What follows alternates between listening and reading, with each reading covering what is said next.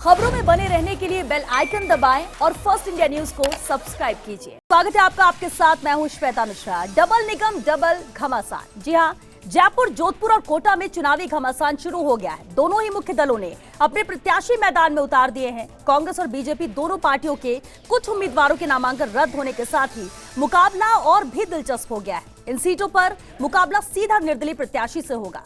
नामांकन वापसी के लिए पार्टी के बड़े नेता बागी हुए प्रत्याशियों को मनाने में लगे हैं और कल यानी 22 अक्टूबर को नामांकन वापसी का आखिरी दिन है। इसके बाद 23 अक्टूबर को चुनाव चिन्हों का आवंटन होगा। वहीं 29 अक्टूबर को पहले चरण और 1 नवंबर को दूसरे चरण का मतदान होगा। तो वहीं 3 नवंबर को रिजल्ट आएंगे। इसके बाद 4 नवंबर को महापौर के लिए लोक सूचना जारी होगी। 10 नवंबर मेयर के लिए वोटिंग और काउंटिंग होगी। तो वहीं 11 नवंबर को उप महापौर का चुनाव होगा। तो इन चुनावों को लेकर सरगर्मियां तेज है, माहौल गर्म है, लेकिन क्या है स्थानीय मुद्दे, इसे लेकर आज हम इस खास शो में जानेंगे। हमारे साथ जुड़ रहे हैं हमारे सहयोगी, कोटा से भंवरेश चारण हमारे साथ हैं, जयपुर से भारत दीक्षित हमारे साथ जुड़ रहे हैं और जोधपुर से शिव प्रकाश राजपुरोहित भी हमारे साथ हैं।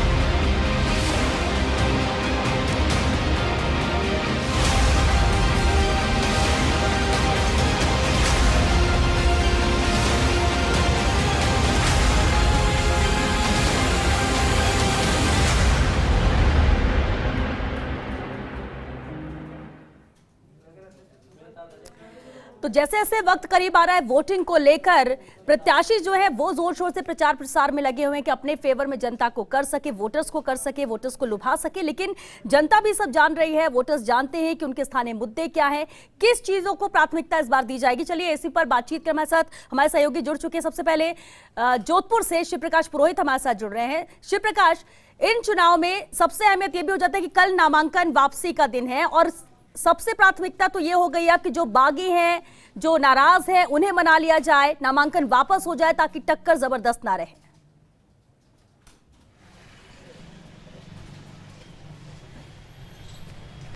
जी, निश्चित रूप से जोधपुर में जिस तरह से नामांकन प्रक्रिया पूरी होने के बाद कल नामांकन पत्रों की जांच पूरी हो गई थी और अब कल नाम वापसी का अंतिम दिन है। दोनों ही पार्टियों के लिए बागी हैं वो परेशानी बने हुए हैं। आज सुबह से ही दोनों ही पार्टियों ने अपने दिग्गजों को इस चुनावी आगाज में झोंक दिया है और उन्हें कहा जा रहा है कि जो भी बागी पार्टी का है उसे वापस बिठाया जाए ताकि पार्टी को कोई नुकसान नहीं हो। कल हमने जोधपुर उत्तर का जो है तस्वीर दिखाने का प्रयास किया था। आज हम पहुंचे हैं जोधपुर नगर निगम के उत्तर में। यहाँ हम कुछ लोग हैं, उनसे बात करते हैं कि किन मुद्दों के साथ वह जनता के बीच जाएंगे। जब बताएं कि आप यहाँ स्थानीय नागरिक हैं, वापस निकाय चुनाव हो रहे हैं, शहर की सरकार है, क्या प्रमुख मुद्दे रहने वाले हैं? जोधपुर के अंदर जो चुनाव हो रहे हैं, पिछले चुनाव की अगर अपन बात करें तो पिछली बार जोधपुर के अंदर एक नगर निगम था। अब चूंकि नगर निगम को 2 हिस्सों में बांट दिया गया है। इस समय हम दक्षिण के अंदर खड़े हैं और ये वार्ड संख्या 54 है। क्या मुद्दे हैं, क्या समस्याएं हैं? यहाँ मूलभूत समस्याएं साफ सफाई की है, पानी की है, बिजली की है और नियमित सफाई का सबसे बड़ा मुद्दा यहाँ है। आप भी ये जो है यहाँ पिछली बार भी पार्षद रहे थे, एक बार फिर पार्टी ने मौका दिया है आपको, तो क्या जनता के बीच जाएंगे? तो क्या पिछले वादे हैं उनको आपने पूरा किया है और आगे क्या जनता के बीच जाएंगे? मैंने जो पिछले वादे किए थे मैंने पूर्ण रूप से पूर्ण कर दिए हैं। जबकि अब हम चुनाव में इस मुद्दे पर आएंगे। सबसे पहले तो यहाँ जोधपुर के अंदर बिजली के समस्याओं के लिए बहुत भारी लोगों को समस्या आ रही है। जो बिजली के बिल थे उसके ऊपर बहुत भारी रोष है। दूसरा, कांग्रेस सरकार जिस वादों के साथ सत्ता में आई थी, जैसे बेरोजगारी भत्ता, लोग किसानों का ऋण माफ़ी, वो उससे मुकर गई है और आने वाले समय में जनता इसका जवाब देगी। और हम दोनों निगम चुनाव में हमारा बीजेपी का परचम लहरेगा। आप जनता हैं, क्योंकि दोनों ही पार्टी अपने अपने दावे करती हैं। आप जब वोटिंग मशीन में जाएंगे आपके जहन में क्या रहेगा? हमारे जहन में यही रहेगा कि जो ईमानदारी से अपना काम करते आए हैं और रामस्वरूप जी एक ऐसे प्रत्याशी हैं जिनको मैंने पिछले इलेक्शन में भी देखा। आप क्यों है, क्योंकि क्या प्रमुख समस्याएं मानते हैं जोधपुर की, खासतौर से दक्षिण की? प्रमुख समस्या है, मेन तो जो बारिश का पानी आता है वो सबसे बड़ी प्रमुख समस्या है और इसके लिए हम 100% श्योर हैं। ये काम हमारे पार्षद, बीजेपी के पार्षद रामस्वरूप जी 100% कराएंगे। आप जो है बताएं कि जो है क्या आप युवा हैं, युवाओं को लेकर के क्या सोच रहेगी? क्या पढ़ा लिखा शिक्षित जो उम्मीदवार है वो मैदान में रहे? किस तरह से आप? उम्मीदवार तो ऐसी है कि जो भी आता है, मेन समस्या है ड्रेनेज की। बारिश का जो पानी आता है उससे बहुत भारी परेशानी निकलना पड़ता है परेशानी से। तो वो समस्या सुलझे जब पता चले। देखिए, सबसे बड़ी समस्या मैंने कल भी जहां अपन उत्तर में गए थे, सीवरेज और ड्रेनेज की बहुत बड़ी समस्या है। इस बार भी लोग जो भी प्रत्याशी आ रहा है उनसे कह रहे हैं कि जो ड्रेनेज की समस्या है उसका समाधान किया जाए, और सीवरेज की समस्या, क्योंकि शहर के भीतरी भाग में वर्षों पहले सीवरेज की लाइन डाली गई थी, वो अभी तक जो है नहीं बदली गई। तो इस तरह के स्थानीय मुद्दे हैं। हालांकि दोनों ही पार्टियों ने अपने दिग्गजों को जरूर चुनावी मैदान में झोंका, लेकिन जनता का जो मूड है वो स्थानीय मुद्दों पर ही चुनाव लड़ने का है। बिल्कुल, और निगम चुनाव खास भी इसलिए होते हैं क्योंकि जो स्थानीय मुद्दे हैं, स्थानीय समस्याएं हैं, उनका निपटारा किया जाए, उनका समाधान किया जाए, और वो प्राथमिकता में जरूर जनता के रहने वाले हैं वोट कास्ट करने से पहले। चलिए कोटा का रुख करते हैं। कोटा से हमारे सहयोगी भंवर एस चारण भी हमारे साथ जुड़े हैं। भंवर, कोटा की बात करें, डबल निगम हो गया है, विकास ज्यादा हो, ये फोकस है, और इसी फोकस के तहत ही 2 निगम बनाए गए हैं। अब अगर कोटा की बात करें, क्या वहां पर भी ड्रेनेज की समस्या है या कोई और समस्याएं हैं जो जनता के लिए सबसे ज्यादा मुसीबत है, और वो चाहते हैं कि निगम में पार्षद ऐसे महापौर हो, ऐसे पार्षद हो जो उनके काम कर सके, उनकी समस्याओं का हल कर सके?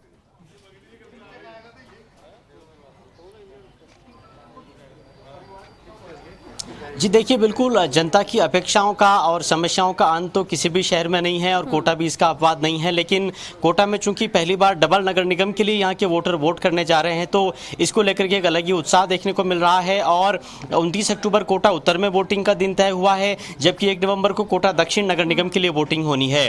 तो वोटिंग को लेकर के जो उत्साह है वो लगातार बढ़ता जा रहा है, और डबल नगर निगम में खासकर चूंकि वोट करना है, इसलिए मतदाताओं में एक विशेष प्रकार का उत्साह देखा जा रहा है। चूंकि अब इलेक्शन की जो तारीख है वो बिल्कुल नजदीक आती जा रही है, मतदान का दिन बिल्कुल नजदीक आता जा रहा है, नामांकन वापसी का दौर जारी रहा है, और दोनों ही दलों ने डैमेज कंट्रोल में अपनी पूरी ताकत झोंक दी है। भाजपा ने मंडलवार प्रभारी और नेता लगा करके और डैमेज कंट्रोल करने का प्रयास किया है, और कांग्रेस की तरफ से जिलाध्यक्ष रविंद्र त्यागी और खुद यूडीएच मंत्री शांति धारीवाल जो है वो लगातार बागियों की मान मलौल में जुटे रहे हैं। लेकिन मेरे साथ कुछ स्थानीय लोग हैं कोटा के, मैं उनसे आपकी बात करने की कोशिश करूंगा कि इस माहौल के बीच में आखिर कोटा में क्या मुद्दे हैं और किन मुद्दों पर कोटा में चुनाव लड़ा जा रहा है। क्या मुद्दे हैं आपके कोटा शहर के? सबसे बड़ी बात तो ये कि पहली बार आप डबल नगर निगम के लिए वोट कर रहे हैं। पहली बार डबल नगर निगम के लिए वोट कर रहे हैं। कोटा के मुद्दे युवाओं से जुड़े हुए हैं, सड़कों की व्यवस्थाओं से जुड़े हुए हैं। कई जगह व्यवस्थाएं जिस तरीके से बीच में अभी 1 साल के बीच में कोरोना काल भी है, और इस दौरान कई व्यवस्थाएं गड़बड़ाई भी सही, जैसे कि अब आपको समझ में आता है कि रोडों की सड़कें होना और ये सब। अब आप चुनाव आते ही सड़कें भी दुरुस्त होना चालू हो गई हैं, तो अब आपको सब समझ में आता है। कोरोना काल में सबसे बड़ी ज़रूरी है कि मास्क है ज़रूरी, और 2 गज के साथ। लेकिन आप पहली बार डबल नगर निगम के लिए वोट करेंगे, तो ये 2 नगर निगम जब कोटा में बनने जा रहे हैं, तो उससे आपको लगता है कि कोई बड़ी तब्दीली आएगी? देखिए, तब्दीली आनी चाहिए, लेकिन इसका उल्टा असर भी हो सकता है। पहले क्या होता था, महापौर एक होते थे व्यवस्थाओं के लिए, अब अलग अलग ऑफिसों में आदमी परेशान होगा, इस ऑफिस में जाना है, उस ऑफिस में जाना है। उनकी व्यवस्थाएं क्या होंगी, उनकी व्यवस्थाएं किस तरीके से की गई हैं, उनको देखना पड़ेगा, उसके बाद इस विषय में कोई जानकारी दे पाएंगे। चलिए, तो चुनावी रण करीब करीब सज चुका है, प्रत्याशी आपके सामने करीब करीब आ गए हैं, तो किसको वोट देंगे, ये कैसे तय करेंगे? सर, प्रत्याशी एक तो शिक्षित हो, युवा हो, अच्छी सोच हो, उसके विचार, उससे पता लगता है कि किस। दूसरी बात, हमारा जो वार्ड है, हम चाहते हैं उसी स्थानीय प्रत्याशी को वोट दे, हमारे यहाँ से बाहर का कोई प्रत्याशी ना हो। तीसरी बात यहाँ पे जो समस्याएं हैं, यहाँ पे कुछ गरीब लोग, कुछ निर्धन लोग, इनका बीपीएल कार्ड, छोटी मोटी समस्याएं हैं। प्रत्याशी अगर खुद ही एडवोकेट होगा तो वो सारे के सारे काम को खुद समझेंगे, और वो सामने कलेक्टर आप जानते ही हैं। चलिए, तो प्रत्याशी स्थानीय होना चाहिए, और क्या क्या आप प्रत्याशी में ढूंढेंगे खासियतें जो आपके पार्षद बनने की काबिलियत रखे? सफाई की मतलब अच्छी तरह हो, और एक जो जन्म प्रमाण पत्र निगम के जो काम होते हैं जिसमें आम आदमी बड़ा परेशान होता है, कोई पढ़ा लिखा अगर कर्मठ होता है अगर प्रत्याशी, तो वो आसानी से हो जाता है, नहीं तो पब्लिक चक्कर काटती रहती है। निगम के काम तो यही होते हैं, और बाकी साफ सफाई नाली। आपने तो ताल ठोकी दी है, तो किस तरह का जनसंपर्क चल रहा है, और क्या करेंगे अपने वार्ड के लिए, क्या वादा करना चाहते हैं जनता से? वैसे तो कोटा जो है स्मार्ट सिटी के लिए चयनित हुआ है, और स्मार्ट सिटी के लिए यहाँ पे काफ़ी सारे प्रोजेक्ट चल रहे हैं। और ये जो मेरा जो वार्ड है, वार्ड नंबर 7 कोटा उत्तर नगर निगम में आता है। कोटा उत्तर नगर निगम का ये जो वार्ड है, ये कोटा का हृदय स्थल है। 7 वंडर पार्क यहाँ पर है, जो कोटा शहर का सबसे टॉप हॉट स्पॉट है। और यहाँ पर जो हमसे पहले जो यहाँ पे बीजेपी के ही पार्षद थे, उन्होंने वैसे तो कोई कमी छोड़ी नहीं, काफ़ी अच्छे काम किए। सड़कें आप देख ही रहे हैं, सड़कें भी बनी हुई है, नालियाँ, पटान, यहाँ की जनता को भी उन्होंने काफ़ी संतुष्ट करने का प्रयास किया है। फिर भी चलिए अगर जनता भंवर, को कोई समस्या आती है भंवर, अब तो क्योंकि ये प्रत्याशी हैं, ये अपनी तरफ से कोशिश करेंगे कि हाँ जो समस्या है हम उसे दूर करेंगे, लेकिन जनता के लिए प्राथमिकता क्या है ये भी इस बार चुनाव में बेहद अहमियत रखता है, हर बार रखता है, लेकिन जनता किसे चुनती। चलिए जयपुर का रुख करते, भारत दीक्षित भी सहयोगी हमारे साथ जुड़ चुके हैं। भारत, देखिए जयपुर ग्रेटर और हेरिटेज की हम बात करें, वहां के स्थानीय मुद्दों की बात करें, उससे पहले क्योंकि नाम वापसी का कल आखिरी दिन है ना, और 200 से ज्यादा बागी हैं जो जयपुर में हैं, जिन्हें मनाने की कोशिशें जारी हैं, बीजेपी की तरफ से भी, कांग्रेस की तरफ से कैसी कवायद चल रही है ये भी आपसे जानना चाहेंगे।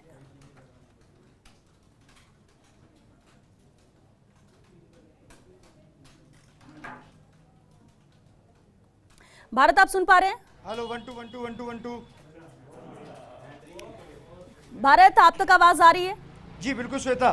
बिल्कुल भारत, स्थानीय मुद्दे तो हम जानना जरूर चाहेंगे, लेकिन उसके अलावा सबसे पहले ये बताइए कि जो बागी हैं उन्हें मनाने की कैसी कवायद चल रही? 200 से ज्यादा बागी हैं जयपुर ग्रेटर और हेरिटेज को की बात की जाए तो।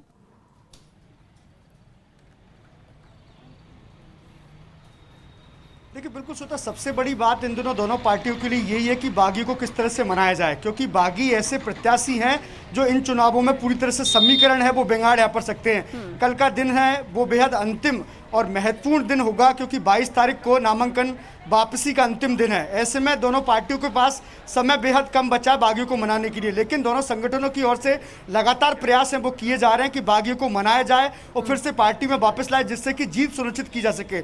अगर जो बागी प्रत्याशी अगर समय पर नहीं मांगे तो आने वाले वक्त में पार्टी के लिए काफ़ी कठिन यहाँ पर हो सकता है, क्योंकि बागी पूरी तरह से खेल बिगाड़ने में पिछले चुनावों में भी ये देखा गया था कि बागी प्रत्याशी मैदान में खड़े हुए थे और पार्टी प्रत्याशी को यहाँ पर हराया था। तो कहीं ना कहीं दोनों पार्टियां पूरे जोर शोर के साथ अब जो रूठे हुए प्रत्याशी उनको मनाने में पूरी तरह से जुट गई हैं श्वेता। बिल्कुल, लेकिन आपके साथ लोग भी हैं और सरगर्मियां तेज है चुनाव को लेकर, जैसे जैसे तारीख सामने आ रही है, लेकिन स्थानीय मुद्दे कितनी अहमियत इस बार चुनाव में रहने वाले हैं, क्या सोचती है आम जनता?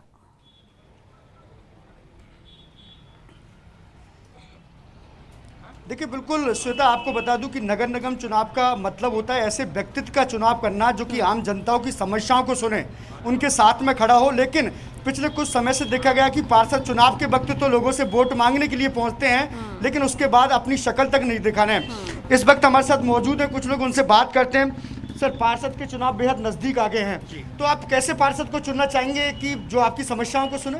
देश की सबसे बड़ी समस्या यही है कि शीर्ष नेतृत्व के नाम पे कुछ पुरानी पार्टियां अपना उल्लू सीधा करती रही हैं और जनता की मूलभूत समस्याओं को कभी भी सही तरीके से समाधान नहीं करवा पाई हैं। इसीलिए जो हमारे यहाँ के भूतपूर्व पार्षद थे, हमें उनसे बहुत शिकायतें रहीं सफाई को लेकर के और सड़कों को लेकर के, और हमेशा ही काम की लिपापोती करना। ये चीज़ें मतलब अब इस सामाजिक व्यवस्था में जिसमें कोरोना जैसी महामारी भी अब हमारे बीच में है, तो हम बहुत परेशान हो चुके हैं और हम कहीं ना कहीं ये चाहते हैं कि ये यहाँ पर जो नियम हैं वो ऐसे हों कि आम जनता के लिए वो सुविधाएं, वो सारी चीज़ें मिलें जो उनका हक है, उनको सफाई मिले, उनको सड़क मिले, उनको सुरक्षित वो महसूस करें।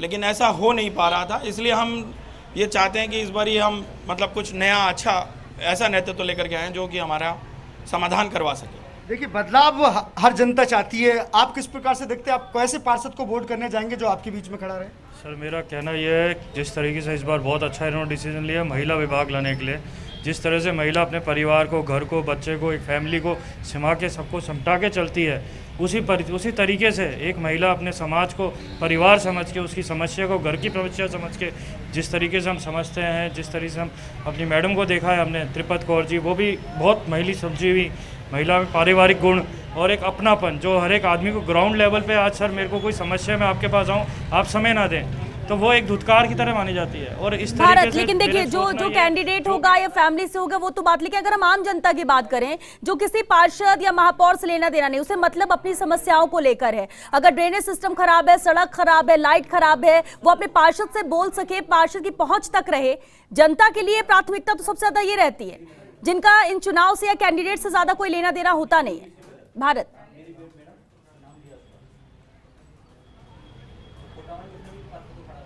देखिए बिल्कुल आमतौर पर यही समस्या रहती है कि जब आमजन की समस्या होती है तो वो पार्षद के पास जाते हैं, लेकिन पार्षद उनकी बात को दरकिनार करता है। ऐसे वक्त अब जब पूरी तरह से जो गेंद है वो आम जनता के हाथों में है। इसी के लिए और भी लोग हमारे साथ हैं, श्वेता, उनसे बात करने की हम कोशिश करते हैं। सर, किस प्रकार से देखते हैं कि पार्षद से जब आप समस्या के लिए जाते हैं, आपको वो टाइम वो नहीं देता, तो मन में क्या चीज़ होती है? अब आपके पास समय है क्योंकि आपको मत देना है, 29 तारीख को हेरिटेज में चुनाव होने वाले हैं, कैसे पार्षद को आप चुनेंगे? मैं क्या मानता हूँ, मेरी जो मान्यता ये है कि हमें ग्राउंड लेवल पे जुड़ा हुआ आदमी चाहिए या इंसान चाहिए जो हमारी प्रॉब्लम को एड्रेस कर सके और एक पॉजिटिव प्रोफेशनल अप्रोच हो। हमारे पास सब कुछ है, इतनी स्ट्रॉन्ग मैनेजमेंट टीम है, सब कुछ है, लेकिन क्या है हमारी ग्राउंड लेवल पे आकर के वो टीम विफल हो जाती है। तो मैं जानता हूँ कि अगर एक घर का इशू है तो वो घर के लोग जैसे ही लोग सॉल्व कर दें, रादर देन उसको बहुत ऊपर ले, अगर वो उसी लेवल पे सॉल्व हो जाता है तो प्रॉब्लम बहुत जल्दी उसका निदान मिल जाता है। तो मेरी अप्रोच ये है कि एक ऐसा प्रतिनिधि हो हमारे बीच में से जो हमारे को सॉफ्टली समझे और हमारी एक छोटी से छोटी प्रॉब्लम को अपनी प्रॉब्लम मान ले। और सोल्यूशन हर चीज़ का हो सकता है, कभी कभी कुछ मिनटों में हम देखते हैं अगले दिन सड़क बन गई, लेकिन वो एक राजनीतिक फ़ायदे के लिए लोग करते हैं। और मैंने देखा है पिछले 5 सालों में बहुत ख़राब स्थिति रही है और मैं आगे की उम्मीद ये रखूँगा कि एक ऐसा प्रत्याशी मिले जो काम करने के लिए इच्छुक हो और ग्राउंड लेवल पे कुछ करके दिखाए। चलिए, आपसे भी बात करूँगा कि बोर्ड कांग्रेस के भी रहे हैं, बीजेपी भी रहे हैं, लेकिन हालात क्यों नहीं सुधरे? इसके हालात तो इसलिए नहीं सुधरे कि पार्षद जो बने हैं ना वो नाम के पार्षद बने हैं, हमने काम का पार्षद तो नहीं देखा। और पिछले 5 सालों में जो हालात हुए हैं तो मतलब आपकी जो छोटी छोटी समस्याएं भी हैं वो अब आप देखें कि हमारे वार्ड में पिछले ये राजा पार्क का पॉश एरिया है, यहाँ पिछले 10-12 दिन से 15 दिन से ना पानी है और पानी आता है तो सीवर का है। पार्षद के पास जाओ वो कहता है कि ये वाटर वर्क्स का काम है, वाटर वर्क्स में जाओ निगम का है। तो हमें पार्षद ऐसा चाहिए जो हमारी छोटी छोटी समस्याओं का समाधान करे, हमसे जुड़ा रहे। तो ऐसा ही कोई हम पार्षद, यंगिस्तान इंडिया सब समझता है कौन काम कर रहा है और कौन नाम कर रहा है, सब दिखता है। चलिए भारत, बिल्कुल लौटेंगे आपके पास। भंवर का रुख करते हैं, कोटा से भंवर लगातार हमारे साथ बने हुए। भंवर, अभी जिस तरह से जयपुर में भी लोगों के रिएक्शंस आ रहे थे कि नाम के पार्षद तो मिलते हैं लेकिन काम के पार्षद नहीं मिल पाते हैं। पार्टियां अहमियत रखती हैं बड़े चुनाव में, लेकिन निगम चुनाव में भी दांव पर रहती है साख बड़े बड़े नेताओं की, मंत्रियों की, कि कहां कितने पार्षद हमारे जीत कर आए, कहां पर हमने अपना बोर्ड बनाया, कहां महापौर बने। लेकिन अभी अगर हम कोटा की बात करें तो पार्षद के लिए आम जनता की राय क्या है? या वाकई में सिंबल देखकर या पार्टी देखकर यहाँ पर वोट कास्ट करेंगे, या फिर अहमियत देंगे पार्षद की जो अभी सुन रहा है और बाद में भी सुनेगा, ना कि सिर्फ वोटिंग करने तक ही सुन रहा है?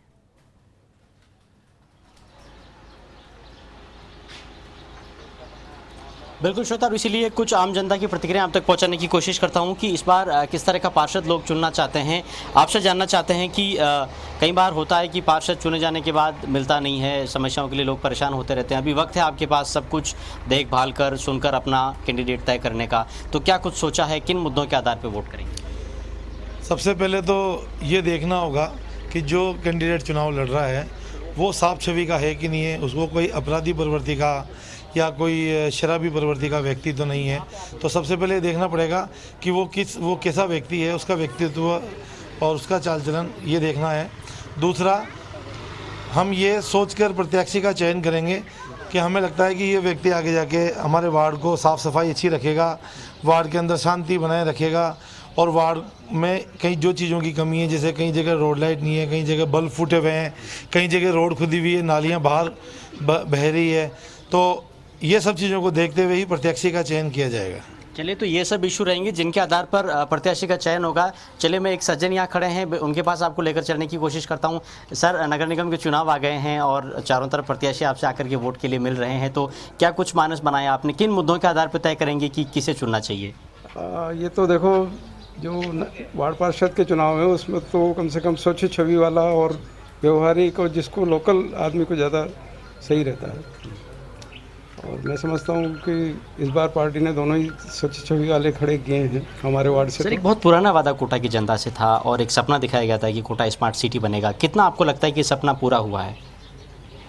सपने तो देखो सभी दिखाते हैं, अब कितने पूरे होते हैं ये एक अलग बात है।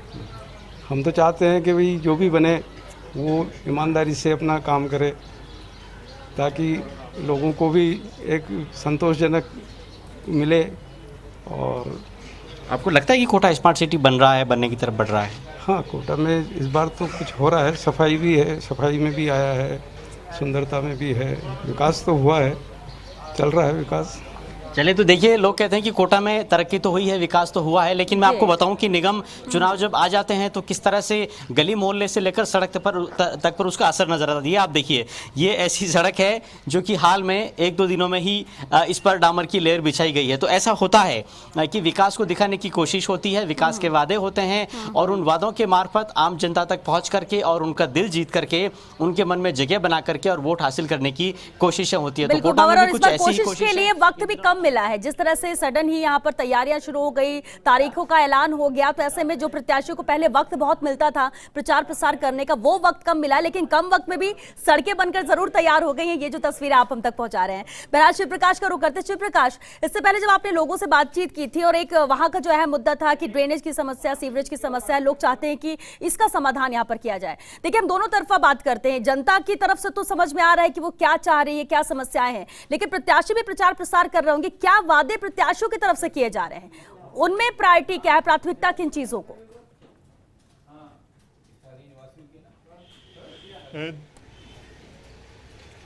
जी, निश्चित रूप से जिस तरह से पहली बार 2 नगर निगम के चुनाव हो रहे हैं, तो इस बार 160 वार्डों के लिए चुनाव होंगे और लगभग 600 प्रत्याशी हैं, वो मैदान में हैं।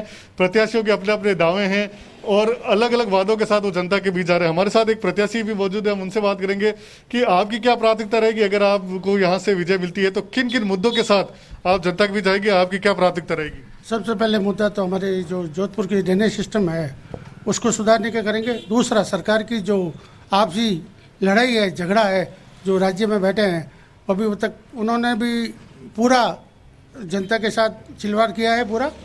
और दूसरा, जो वादे किए थे जनता के साथ, जनता के साथ धोखा किया है। लेकिन पार्षद बन के वो राज्य सरकार से आप जिस तरह से बातें कही, देखिए राजनीतिक तौर पर बयानबाजी है, हम तो जनरल और सामान्य शब्दों में जरूर समझना चाहेंगे कि जनता के लिए ये प्रत्याशी क्या करने वाले हैं। ये अपने वार्ड तक ही सीमित रहे, वार्ड के ही काम कर ले, वही बहुत है, क्योंकि जब निगम की बात होती है तो देश के और केंद्र के मुद्दों की चर्चा करने लगते हैं, ज्यादातर ऐसा देखा गया है। शिव प्रकाश, स्थानीय मुद्दे, स्थानीय वार्ड की बात कर लें कि जो समस्या है कितना उसका समाधान करेंगे, या सिर्फ ये वादे ही रह जाएंगे? जी, निश्चित रूप से हम स्थानीय लोग हैं, हम उन जो स्थानीय लोग हैं हम उनसे बात करने का प्रयास करते हैं कि वो क्या चाहते हैं।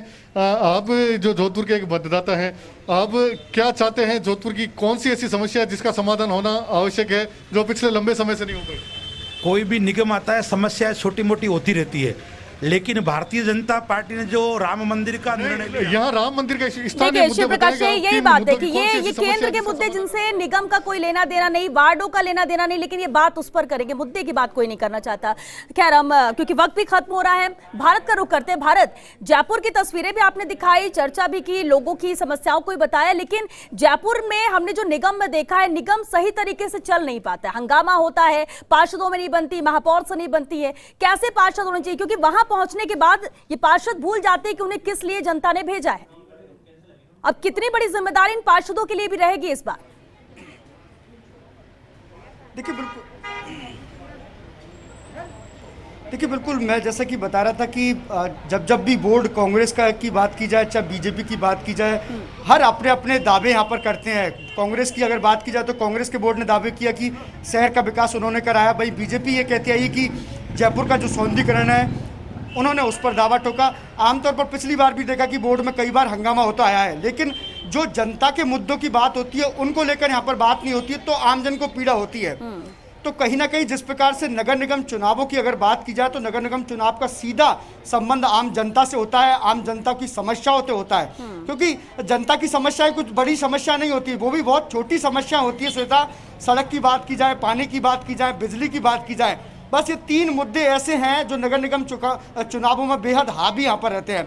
हमारे साथ इस वक्त भी कुछ लोग मौजूद हैं, उनसे भी एक बार बात करने की कोशिश करते हैं। हालांकि पहले भी हमने बात की थी। सर, आमतौर पर जो भी बोर्ड आए, कांग्रेस की बात करें, बीजेपी की बात करें, तो दोनों ने अपने आप के विकास के दावे किए कि हमने ये विकास कराया। आपको क्या लगता है जमीनी हकीकत में क्या है, कौन से बोर्ड ने ज़्यादा काम कराया? सर, मैं तो ये कहूँगा, आप GDP रिपोर्ट उठा लीजिए 10 साल की, मनमोहन सरकार ने जो ग्रोथ दी थी आज, वो और आज की ग्रोथ लेवल आप चेक कर ले। नहीं, शहर की निगम चुनावों की बात, अपन डोमेस्टिक पे आए तो हर एक समस्या आप किसी भी आदमी से पूछें, ग्राउंड लेवल पे उसको वो हेल्प और सपोर्ट नहीं मिला जो वो उम्मीद करता है कैंडिडेट से। तो मेरी रिक्वेस्ट है, आदमी जो समझदार अपनी गलतियों से रियलाइज़ करता है कि मैंने पहले क्या गलतियाँ की और अब क्या उसके रिजल्ट्स हैं। तो मेरी सोच है जो अपन पहले गलतियाँ कर चुके हैं वो वापस रिपीट नहीं होनी चाहिए। तो भारत भंवर और शिव प्रकाश, आप तीनों का बहुत शुक्रिया। जनता के जो फीडबैक है, प्रतिक्रिया है, वो हम तक पहुंचाने के लिए। लेकिन एक बात तो तय है, देखिए वक्त कम है, दो चरण में चुनाव होने, वोट कास्ट करने आप जरूर जाइए, क्योंकि केंद्र के मुद्दे, राज्य के मुद्दे अलग बात होती है, लेकिन आप अपने शहर की सरकार चुनने जा रहे हैं। आप अपने वार्ड की समस्याओं का जो समाधान कर सके उस सही व्यक्ति को चुनिए, लेकिन चुनिएगा जरूर, वोट कास्ट करने जरूर जाइएगा। बहरहाल बुलेटिन में फिलहाल के लिए इतना ही, दीजिए इजाजत, नमस्कार।